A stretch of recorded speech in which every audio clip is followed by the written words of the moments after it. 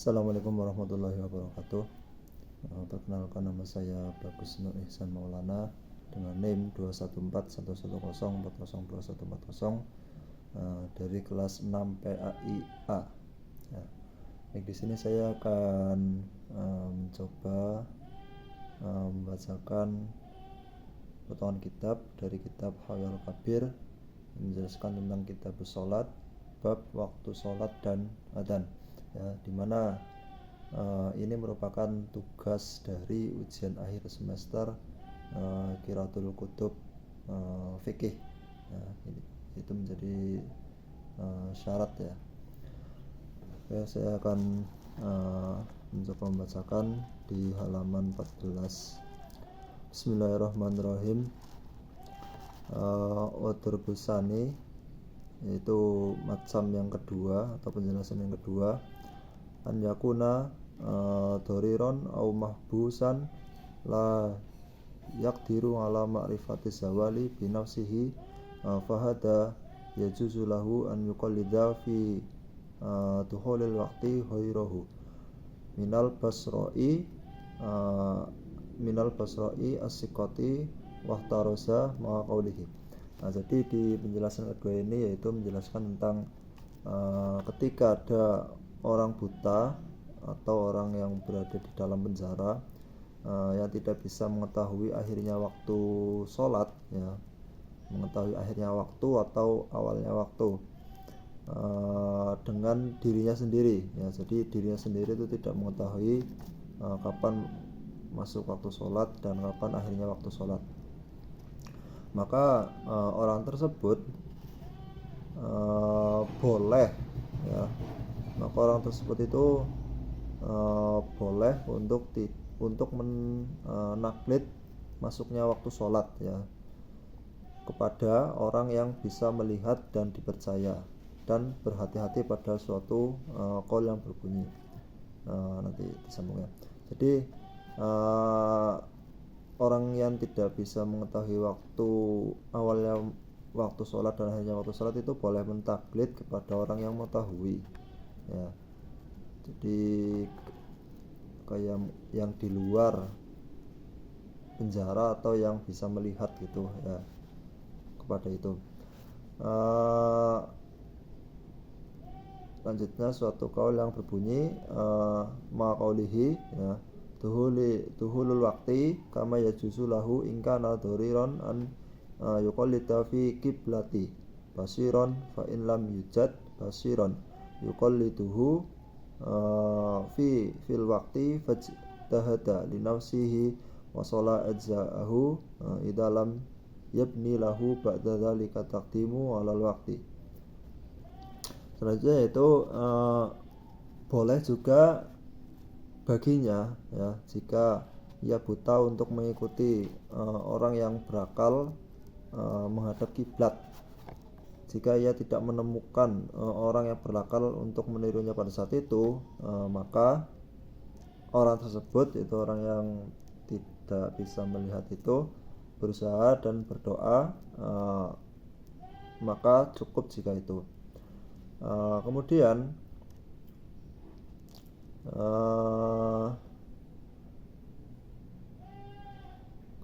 tidak boleh baginya setelah itu untuk maju dalam waktu, ya.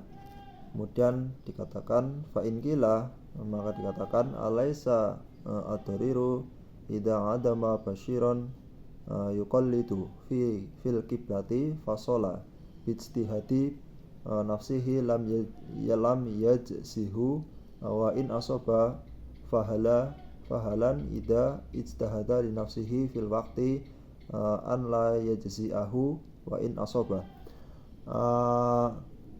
Kemudian bahwa orang itu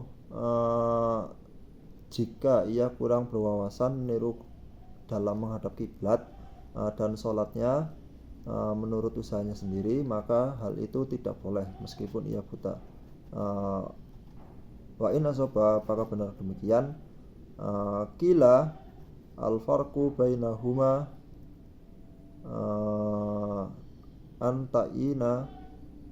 anta'inal waktu maklumun bimuluri zamani fa fa adza'uhu listiwa'il basiri wa doriri fihi wal kiblatu mudrikatin nahasatul basri falam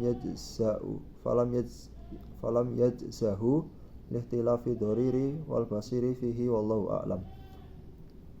Jika dia berusaha keras pada untuk dirinya sendiri pada saat itu, apakah itu tidak cukup bahwa bahkan jika dia berhasil, ya, dikatakan perbedaan di antara keduanya, yaitu penentu waktu itu dikenal dengan berjalannya waktu. Maka cukuplah orang yang melihat dan orang yang buta sama kedudukannya, dan kiblatnya mengetahui. Ini saya belum paham ya, kenapa kok artinya tembaga itu, tembaga penglihatannya. Maka perbedaan antara orang buta dan orang buta tadi ya, di dalamnya tidak menjadikannya boleh ya, wallahu a'lam. Kemudian mas'alatun qala as-Syafi'i summa la yazalu waktu dhuhri qa'iman hatta yasira dillu kulli syai'in mislahu. Kemudian ada pertanyaan ya, Imam Syafi'i berkata, kemudian waktu siang berlanjut hingga bayangan segala sesuatu menjadi seperti semula. Qala Al-Mawardi ya, Imam Al-Mawardi berkata, qad mado awalu waqti dhuhri fa amma akhiru waqtiha fa huwa an yasira dillu kulla syai'in misluhu siwa ma bana bihi sahwalu min dilli syahshi. Qala Abu Hanifah fi riwayati Abi Yusuf anhu. Imam Al-Mawardi berkata, permulaan waktu duhur atau siang yang telah berlalu namun berakhirnya waktu, yaitu ketika bayangan segala sesuatu menjadi serupa, kecuali apa yang telah jelas lenyapnya bayangan seseorang. Abu Hanifah berkata di riwayat Abu Yusuf, anna waqta dhuhri mumtadun ila an yasira dillu kulla syai'in mislaihi. Waktu duhur itu diperpanjang hingga semuanya menjadi gelap. Kemudian wahaka dan diceritakan dari Hasan bin Ziyad Al-Lu'lu'i bahwa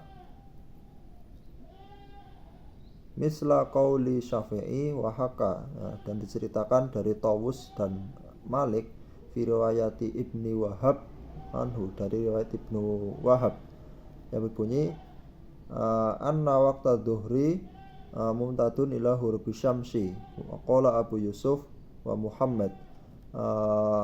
Kemudian waktu duhur berlangsung hingga matahari terbenam ya.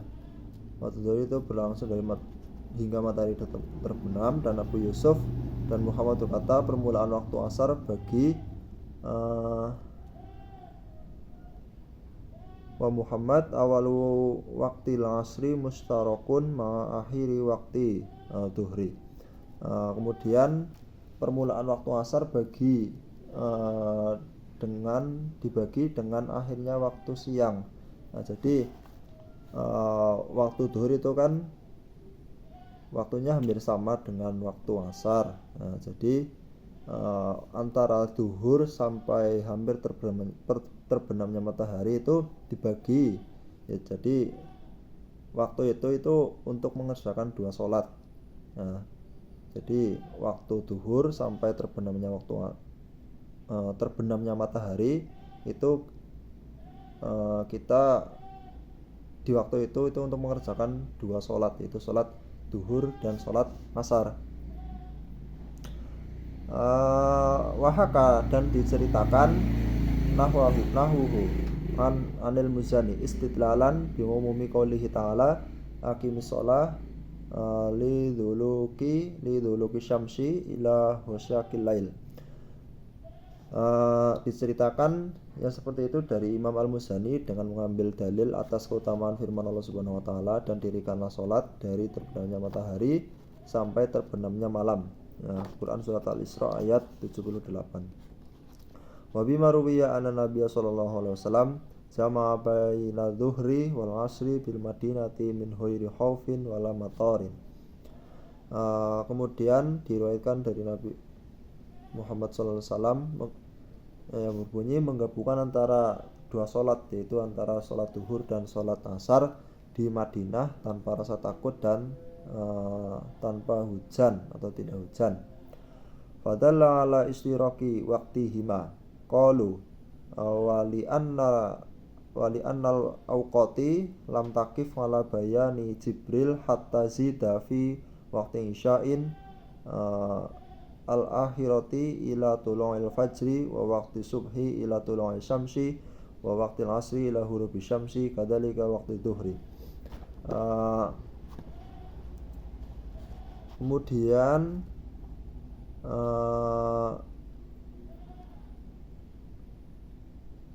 dan karena waktunya tidak tergantung pada pernyataan Jibril sampai ia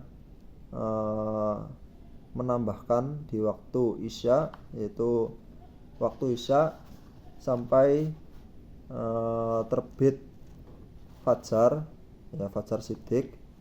Kemudian waktu subuh yaitu sampai terbitnya matahari. Kemudian waktu asar itu sampai hurubi syamsi atau terbenamnya matahari. Kemudian juga waktu duhur. Kemudian wa daliluna ala kafatihim hadisu Ibnu Abbas anna Nabiy sallallahu alaihi wasallam ja'at Jibrilu fa shalla bi yad-duhra fil yaumil awali hina kana al-fai'u misla syiraqi.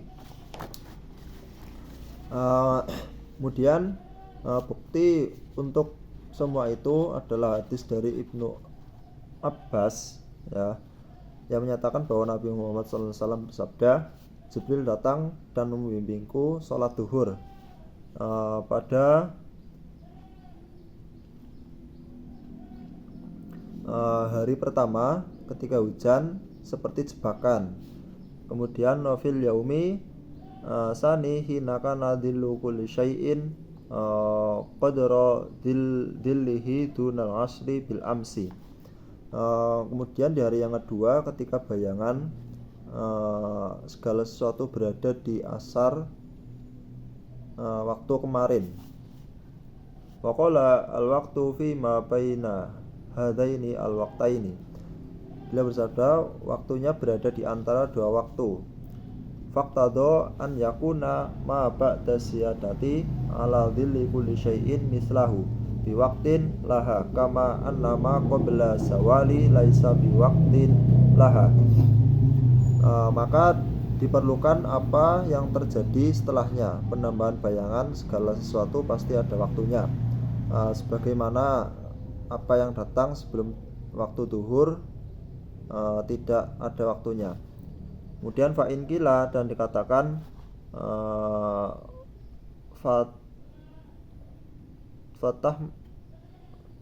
Fatah mala sholata Jibril bihi fil yaumi tsani hina kana dhillu kulli syai'in mislahu ala ibtida'i sholati kama hamalna sholatahu bihi fil yaumil awwali inda zawali ala ibtida'i sholati. Kemudian maka sholat Jibril pun dibawa bersamanya pada hari kedua ketika bayang-bayang segala sesuatunya sama seperti pada awal sholat. Kami titipkan doa kepadanya pada hari pertama dan di waktu duhur untuk memulai sholat. Kila la yajuzu antahmila sholatahu fil yaumil awali ila alal ibtida'i wa fil yaumil tsani ila ala intihai li'annal maksuda biha fil yaumil awali tahdidu awali waqti wala yumkinu tahdiduhu illa bibtida'i sholati fihi wal maksudu biha fil yaumil tsani tahdidu akhiril waqti wala yumkinu tahdiduhu illa bintihai sholati fihi waruwiya Abu Hurairah. Kemudian dan dikatakan tidak boleh membawanya sholat pada hari pertama kecuali permulaan dan pada hari kedua kecuali akhir. Karena itulah yang dimaksudkan pada hari pertama ditentukan permulaan waktunya dan tidak dapat ditentukan kecuali dengan memulai sholat di atasnya. Itulah yang dimaksudkan pada hari kedua ditentukan akhir waktunya dan tidak bisa ditentukan kecuali dengan akhirnya sholat pada hari itu. Kemudian masalah kontemporer yang bisa diambil dari arti ayat arti dari kitab ini kan menjelaskan tentang awalnya masuk waktu duhur dan akhirnya waktu asar. Jika ditarik pada saat sekarang, yaitu sudah banyak aplikasi atau penanda digital yang memberikan waktu mengenai waktu duhur kapan, jam sekian, iqamah jam sekian, kemudian waktu asar jam sekian, sampai waktu subuh, isyraq dan duha itu sudah ada ya, dan itu bisa kita temui di mana saja ya, baik di ponsel, di HP ataupun di masjid-masjid di sekitar kita itu biasanya sudah ada jam digital.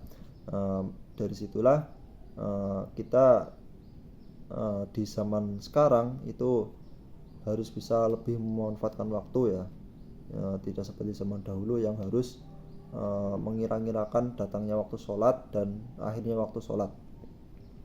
Di zaman yang sudah canggih ini kita bisa memanfaatkan teknologi tersebut ya, jadi harus digunakan dengan betul. Kemudian untuk kaidah nahwu sharafnya yaitu ada di lafadz, ada di kata mas'alatun qala asy-Syafi'iyyu summa la yazalu waqtu dhuhri qa'iman hatta yasira dhillu kulli syai'in mislahu. Yang pertama yaitu qala, yaitu dari fi'il madhi mengikuti wazan fa'ala ya. Kemudian mas'alatun itu menjadi mubtada dan khobarnya itu dikira-kirakan jadinya ai hadhihi mas'alatun ya. Kemudian asy-Syafi'iyyu menjadi fa'il dari lafadz qala li'annahu al-fi'la yahtaju ilal fa'il ya, dimana fi'il itu membutuhkan fa'il.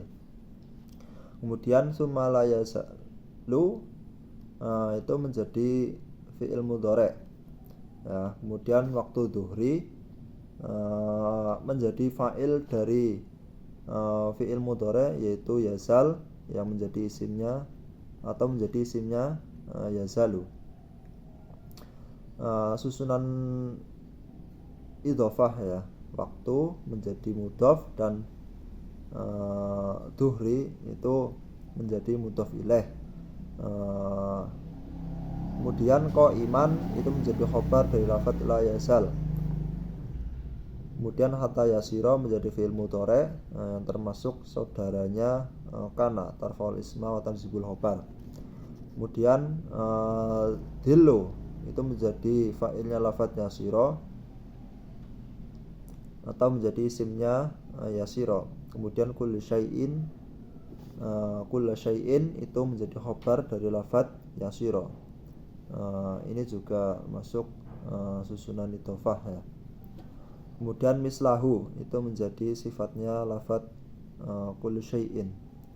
Kemudian qala itu aslinya itu dari lafadz qawala yang mengikuti wazan fa'ala. Kalau dilal qala aslu qala ala wasni fa'ala kulibatil wawu alifan litaharukiha wan fitahi ma qablaha fasara qala. Mungkin itu yang bisa saya sampaikan, kurang lebihnya mohon maaf jika ada penjelasan yang kurang sesuai ya. Ini saya juga masih belajar ya, kurang lebihnya mohon maaf. Sekian dari saya. Wassalamualaikum warahmatullahi wabarakatuh.